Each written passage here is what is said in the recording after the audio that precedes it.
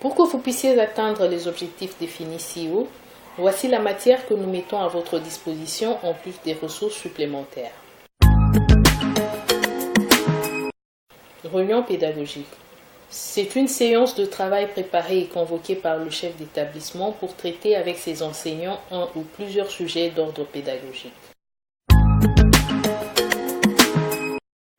Visite de classe. Observation des situations d'enseignement-apprentissage dans les salles de classe. Contrôle des documents pédagogiques.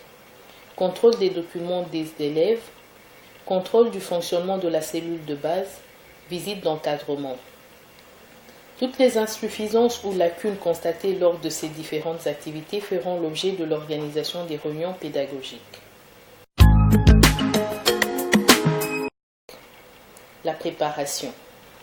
Il revient au chef d'établissement de prévoir, de préparer et d'élaborer des exposés clairs, précis, ordonnés, comportant la matière adaptée et conséquente pour faciliter le travail ultérieur.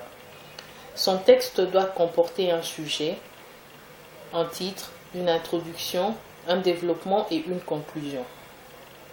De convoquer la réunion en fixant le jour, la date, le lieu, l'heure et l'objet traduit en ordre du jour, tout en exigeant la présence et la participation effective de tous les enseignants. De prévoir les dispositions spatiales favorables telles que la table ronde, le triangle, en U, en rectangle, en carré, situations qui rendent la communication facile. D'estimer la durée.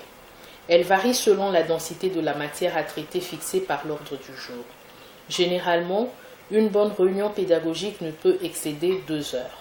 Le déroulement des réunions proprement dites.